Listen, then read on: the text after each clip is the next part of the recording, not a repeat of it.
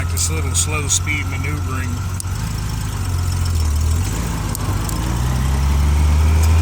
If you're gonna ride a big bike like a Goldwing, Harley Davidson Electra Glide, Kawasaki Voyager, any of them, one thing you're gonna need to be able to do is wheel it around in a parking lot in a real tight circle.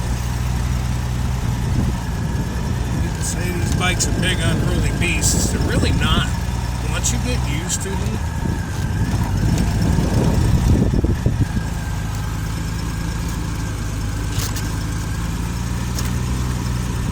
done this on this bike in a while, so I'm a little shaky. It's something you're going to want to practice. If you're going to ride one of these, you should be able to just whip it around like nothing. Find you an old parking lot like this, one where there ain't no one around, and practice doing your figure eights. Let's see this square here? Let's see what we got inside.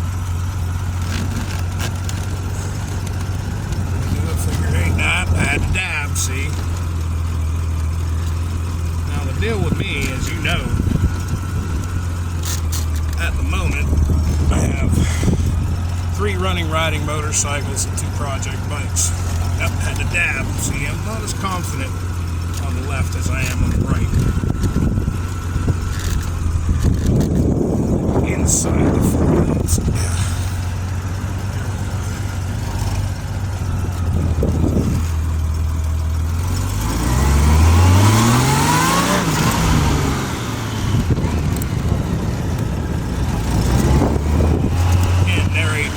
At the same time.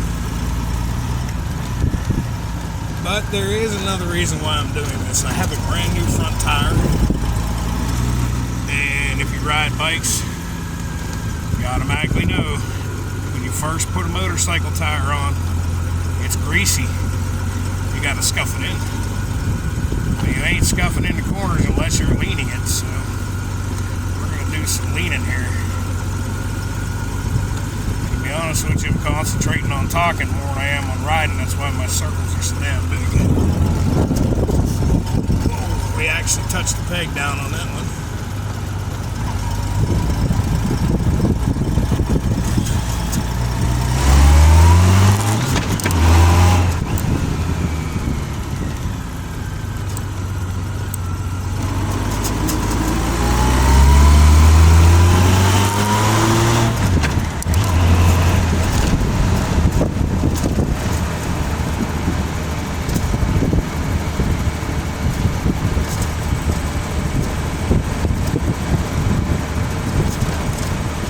Obviously, everybody thinks about a Goldwing for riding on the highway. Honestly, these bikes make excellent commuter bikes. I mean, if you're like me and you bring a hard hat, an extra pair of shoes, a thermos full of coffee, a lunch bucket, and some other safety gear to work, you got more than ample room to put it. If you're like me and you ride all year, when it gets crappy and cold out, I mean, you've got heat. It's a Goldwing, right? You know? And that's basically what this bike gets used for more than anything else. This thing's a commuter and a grocery getter for me. My girlfriend kind of prefers this to my Harley. She honestly, let's be honest, she doesn't like my Harley. It vibrates too much. It's torquey, so it pulls real hard when you get on the gas. She's just a little bit afraid of it. Yeah, maybe I ride a little more aggressively on the Harley than I do this, so it might be my fault. If you're thinking about a Honda Goldwing and you're scared of a big bike, and mind you, this is a first generation GL 1500. This was like the biggest Goldwing they ever produced. Do not be afraid of a large motorcycle. But I will say this, when it comes to a large motorcycle, it takes a different skill set to ride one. And, you know, you basically got to take her out and practice, especially slow speeds. I don't care how big the bike is. When you get on it and you rip down the road, especially on the highway, they're easy. Once they're moving and under their own power and everything else, they're going to balance themselves.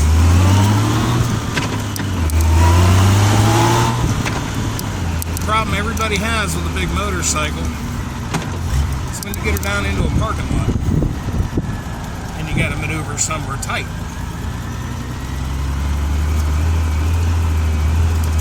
There's a guy on YouTube, you should check him out if you're thinking about a bigger bike, Jerry Palladino. I believe he was a Florida State Trooper motorcycle cop, but he's got some videos on tight maneuvering on a big motorcycle.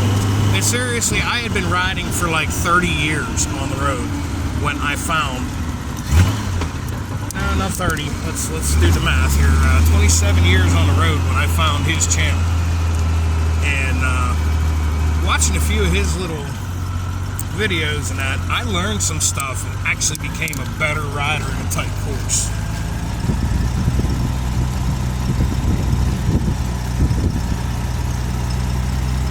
I probably should have a GoPro set up on a tripod video myself doing this.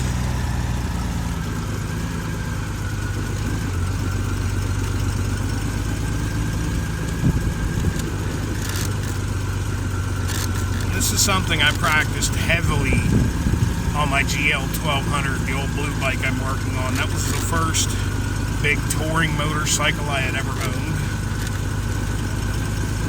And there was a grocery store parking lot really close to where I used to live. See, still dabbing. Not trusting this bike yet. And honestly, after work, every day for the first week I got it, I would go up to that grocery store in the back part of the parking lot, and I would practice doing this right here. Figure eights in the tightest corners that I can possibly turn. And it just makes things way easier.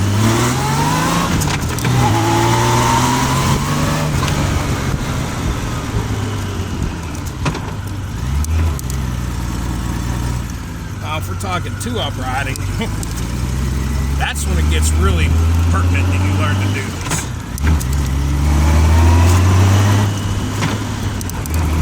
That is, if your passenger can understand to hold perfectly still while you do it and just trust you.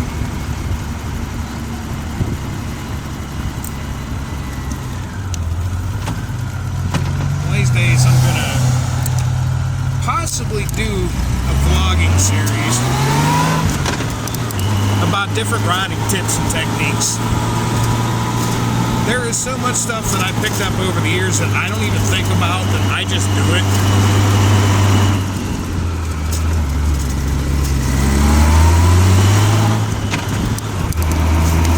So I guess it's going to be kind of hard for me to actually put it into words.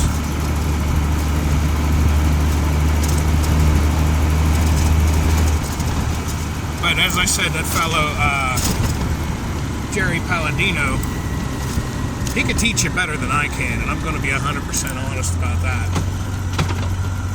Can I do what he does on a motorcycle? Absolutely. He's probably better at it than me, but I can do everything he does.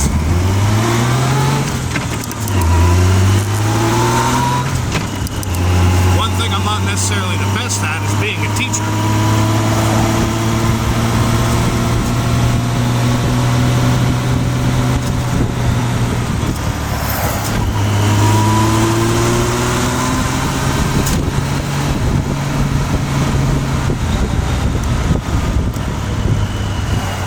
I'm so glad to have this bike back on the road. As much as I love riding my Harley, it's a little difficult to get the missus to go somewhere on it. And every time I get on a bike, she wants to come with, so if I got this machine up and rolling, this is her favorite bike to ride with me. If I got this machine up and rolling, I can get her to jump on anywhere I'm going, anytime I'm going there, so.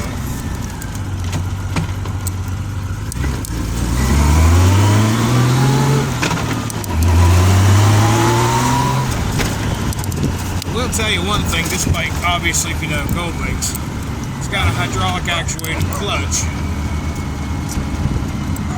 And going from a Harley Davidson with a cable clutch or my Yamaha with a cable clutch to a hydraulic clutch, it's a little funky at first couple of miles, and get your shift patterns down and to be ultimately as smooth as I like to be.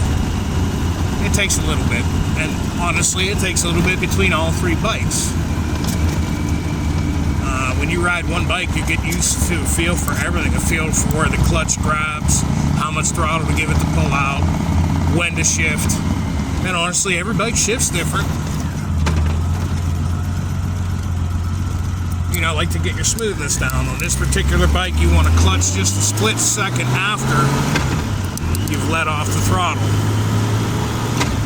And you time your shifts at the same time. Just a split second after you've closed the throttle, and it gives you smoother shifts. Whereas, honestly, let's be honest, I ride my Harley hard. I don't think about it. I just kind of bang shift that thing. And my Yamaha, it's a little bit of a smoother shifting bike, so it really doesn't matter. But with the hydraulic clutch on this and a shaft driven bike, there are a few things that come into play. You've got a little bit of wind up in the drive line that you don't have on a belt driven bike. This is why that little split second of throttle chop off before you actually hit the clutch and shift, like I just did it right there. That little split second makes a difference. And it'll make the difference between you having a smooth ride or a jerky, choppy ride. And one of the Facebook, I think it's Gold Wing Riders or something, one of the Facebook groups that I am in for Gold Wings. Somebody was actually just talking about this, how does one ride one of these things smoothly? And the only thing I can come up with is two things. Either A, he is not used to a shaft-driven motorcycle, or B, he is not used to a motorcycle with a hydraulic clutch. And if you've only ridden bikes with a belt drive and a cable-operated clutch, that's definitely your deal right there. It's not like it's that big of a difference, but if you want to have the ultimate smoothness in your riding technique, like on the Goldwing, you don't got to rev match it much when you downshift. I don't know, these are all things I'll get into. And if this takes off, drop me a comment if you think you'd be interested in learning some more riding techniques. Drop me a comment. And by the way, like and subscribe, dude. All these views I'm getting on the videos, mainly by people who are not subscribed. And, well, you're kind of killing me there. So if you're watching this and you like my videos, by all means, please click that subscribe. And click the notifications button. You'll see whenever I drop a video. I try to drop one every week. But, yeah, I gotta go. We're cutting this short. Gonna go to my dad's, visit him for his birthday, and we may have some stuff uploaded tomorrow. Thanks for watching.